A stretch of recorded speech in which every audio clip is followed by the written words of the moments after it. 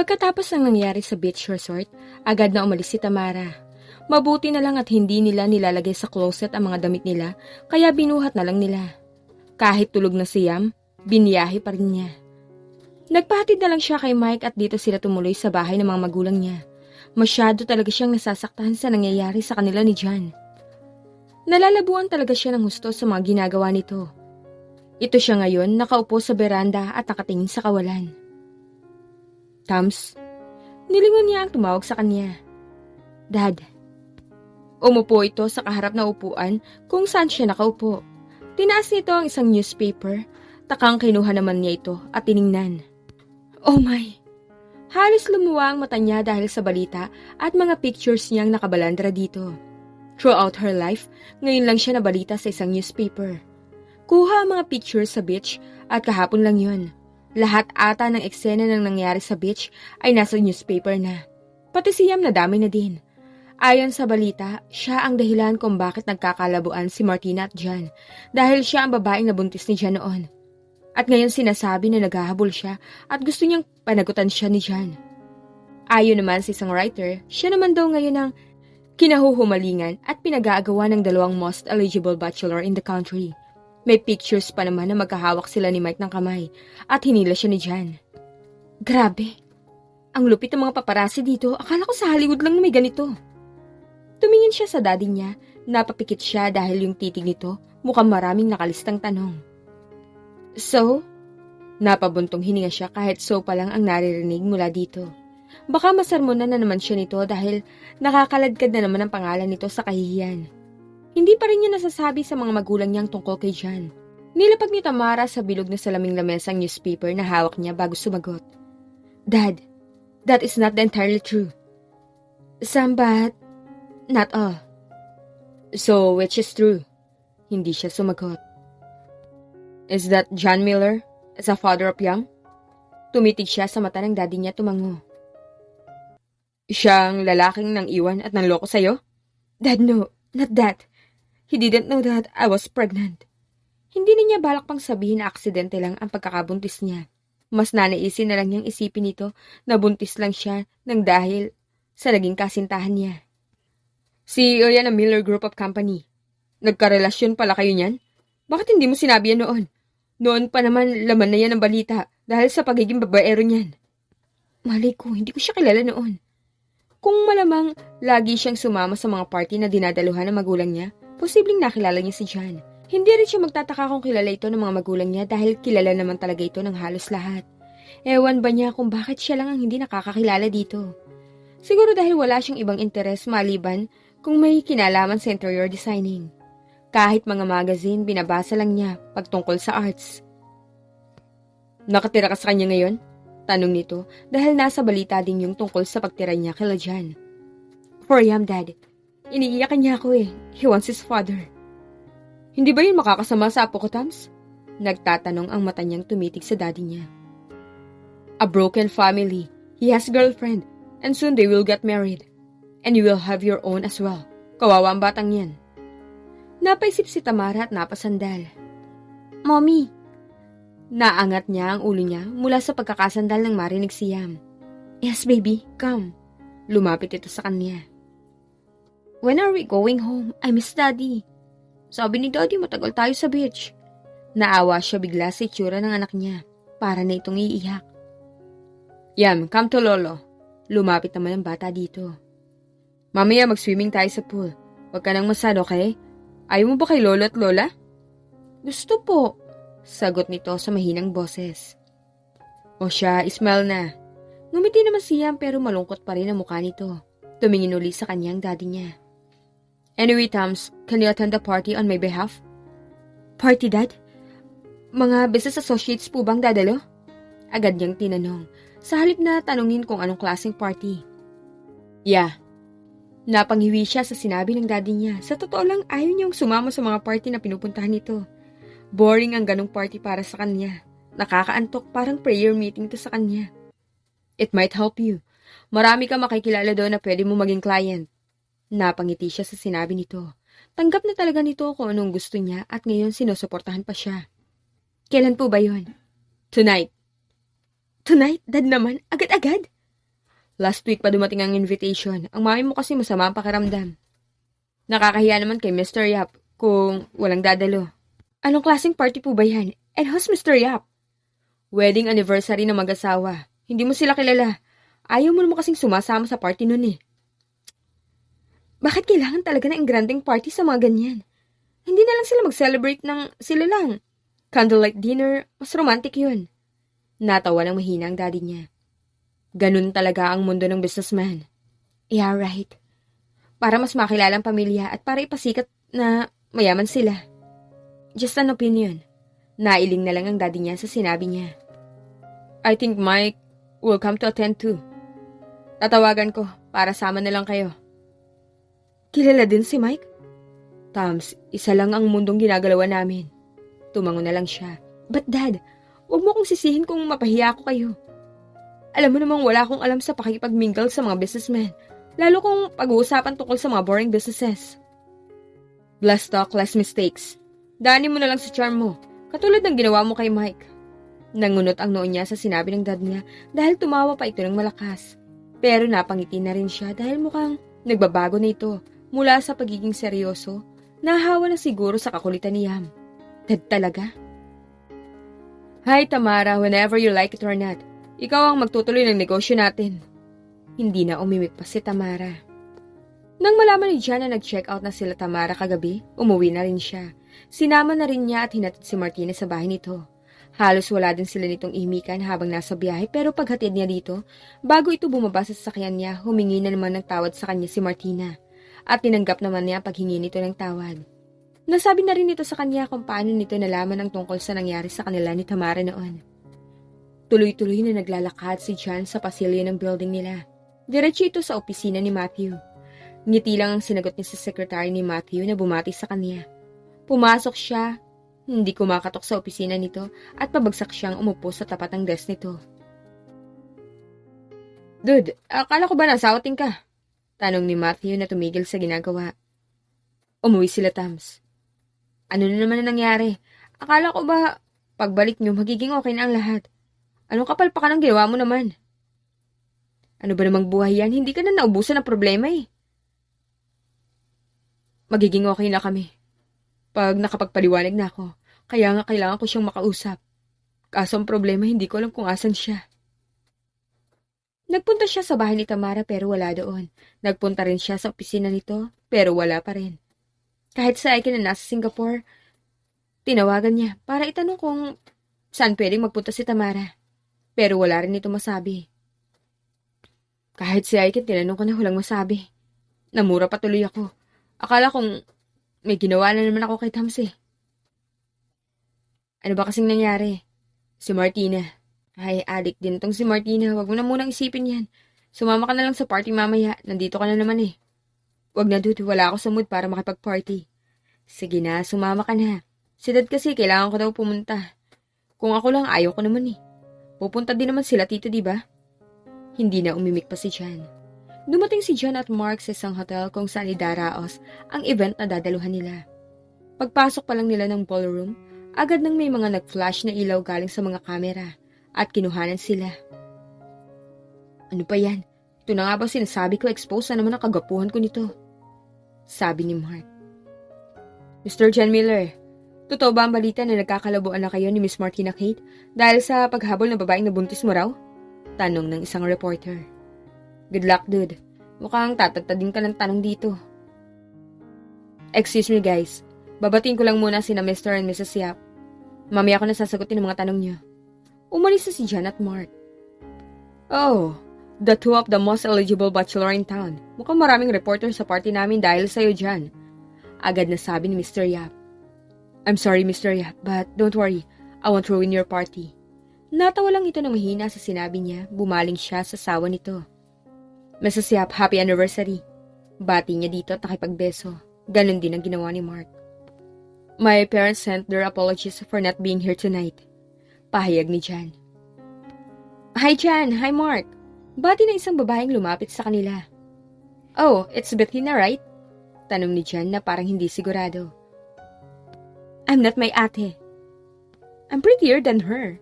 May ikot pa ng matang sabi nito. Oh, the youngest heiress of Piaf family. Tumango-tango ito. But you look like your sister, dagdag ni Mark. I'm not. Boy, everyone says that I look like her. I'm gorgeous and fresh, but ate's old enough. Old woman, excuse me. Sabay talikod dito. Ay, pasensya na kayo. She's brat. Sabi ni Mrs. Yap. I'm not brat, ma'am. Sabi nito kahit papalayo na. It's Martina. Sabi ni Mrs. Yap na nakatingin sa may entrance. Kasama nito ang mga magulang at pinagkakaguluhan ng reporter. Hula ni Jan tungkol sa kanila ang mga tinatanong nito. Nakita siya nito at agad na nagpaalam sa mga reporter at lumapit sa kanila. Binati muna nito ang mag-asawang Yap bago bumaling sa kanya. Hi, Jan. Hi. Nagbeso ang dalawa na may ilang. Binati rin niya ang mga magulang nito at nagpaalam din muna para lapitan ang nakitang ibang kakilala. Lumapit ang mga reporter na hindi nakakapagpigil pa. Dahil takam na takam sa scoop na makukuha tungkol sa kanila. Miss Martina, Mr. Miller, pakisagot naman po ang tanong namin please, kahit isa man lang sa tanong namin. Guys, excuse me. Natigil ang mga reporter sa pagkakagulo sa biglang pagsalita ng isang magandang babae. Chinita ito, matangkad at fair complexion. Lumapit ito sa gawin nila at medyo hinawi ang mga reporter. Guys, I think this is not the right time for you to make an interview with them. Because it's my parents' party. Naagawan sila ng scene. Sabi nito, bumaling kay Martina. I'm sorry, Martina, for this. Sana naman magbago ang isip mo maging model ng clothing line ko dahil dito. Isang tanong lang, Mr. Miller. Totoo bang may nabuntis ka at naghahabol sa'yo ngayon? Kaya kayo nagkakalabuan ni Miss Martina? Alam niyang hindi siya titigilan ng mga reporter. Kahit ayaw niyang pag-usapan siya at pagpiestahan ng mga chismosong reporter, wala siyang magagawa dahil sa sikat, si Martina. Tinaas niya ang kamay niya at ginalaw ang daliri para palapitin ang isang reporter na nagtanong. Martina and I were over more than a years ago.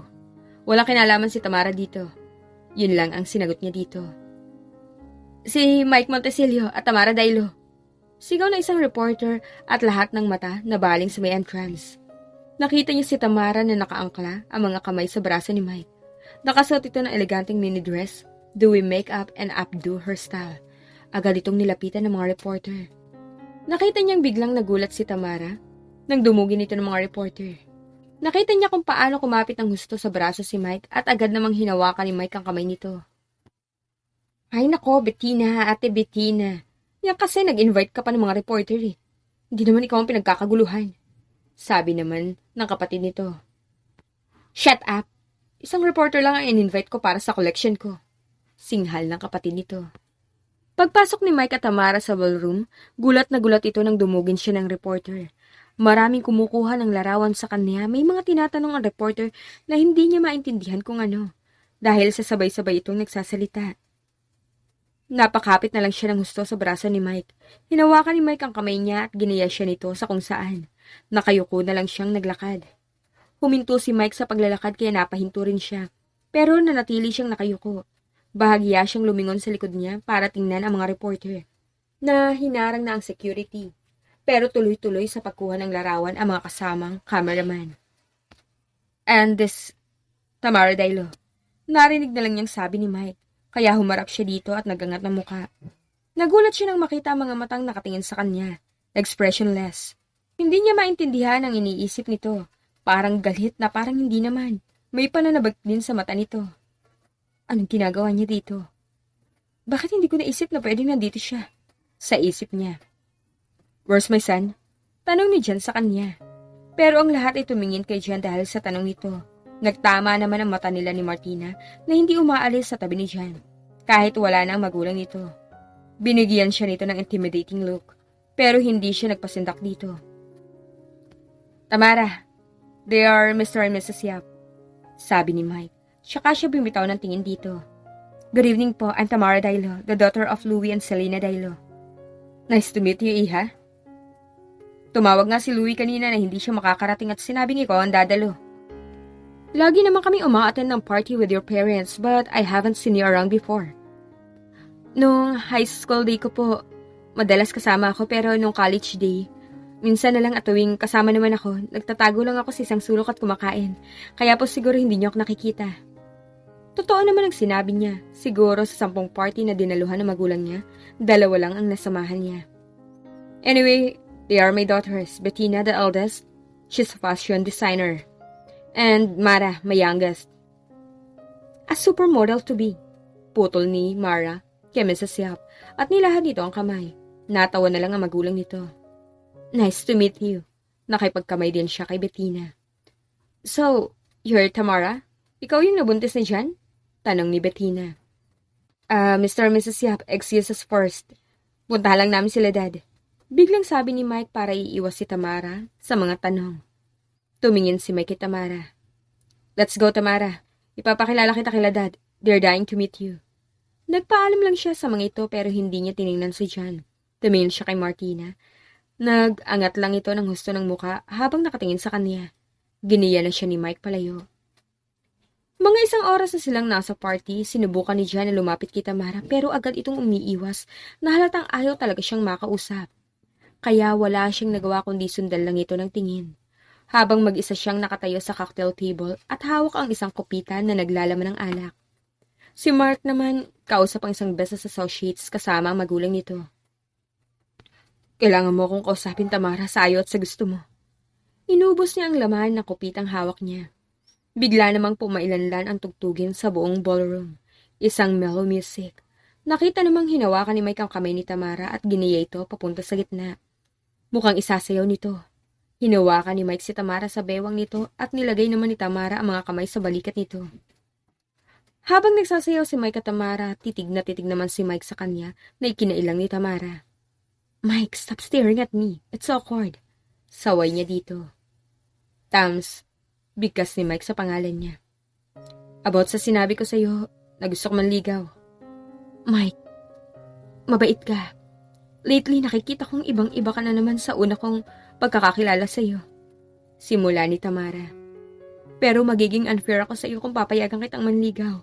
If I still love Jan and we're living under the same roof. Medyo ngumiti si Mike pero kita sa mukha na medyo nalungkot ito. Maybe in time, mag-aantay ako kapag handa ka na magpaligaw. Bakit kasi ang ganda mo sobra? Hindi naman, bolero ka lang masyado. Hindi mo ba nakikita ang mga tao nandito sa party? They're all staring at you. Mapalalaki mo o mapababae. Baka kasi pinagchichismisan lang ako ng mga yan dahil sa pagiging dalagang ina ko.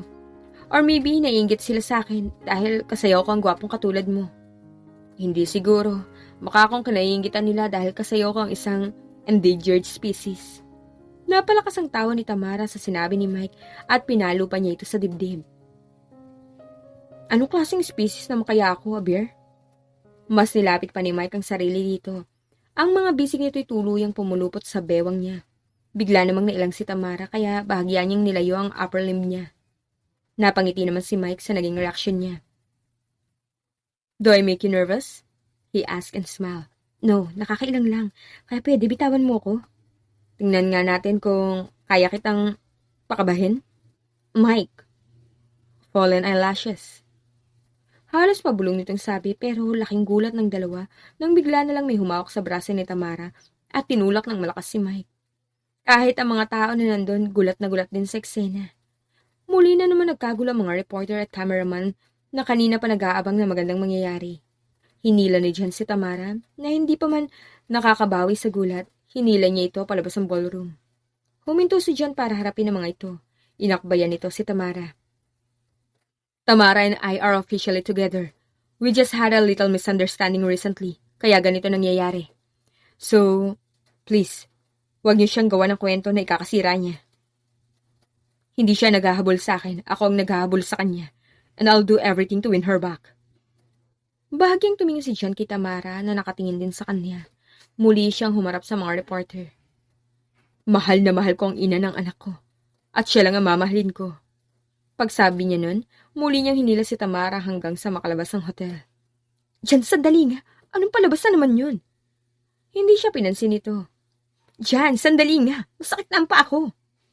Hindi na umimik pa si Tamara, napatitig na lang siya sa mukha nito habang naglalakad ito. Sakay! Hindi kumilos si Tamara, kaya hinawakan ni Jan ang ulo nito gamit ang isang kamay. Sumakay na lang si Tamara at agad din sumakay si Jan sa driver's seat. Biglang tumunog ang cellphone ni Tamara. Yes, Mike? Hindi ko alam kung saan ako dadalhin ito. Tatawagan na lang kita mamaya. Hanggang sa marating nila ang isang condominium, agad niyang pinasok ang sasakyan sa parking lot. Agad siyang pumaba at binagbuksan niya si Tamara. At agad rin namang bumaba si Tamara. Jan, saan ba tayo pupunta? Kaninong place ba to? Jan, kung tungkol to kay Iam, hindi ko siya Naputo lang sasabihin ni Tamara sa gulat nang bigla siyang ipasandal ni Jan. Mag-uusap tayo. Wag na wag mong susubukang takasan uli ako. Kung hindi, I'll no longer hesitate to tie you. I'm a gentleman, but I can be a monster too. It depends on you. Napaawang ng bahagya ang labi ni Tamara sa sinabi ni Jan. Pakiramdam niya, kailangan niya ng hangin. So ikaw mamimili, if what would you want me to be? Do you understand? Okay. Halos hangin lang ang lumabas sa bibig ni Tamara at halos idiin niya ng husto ang likod ng ulo niya sa nasasandalan niya.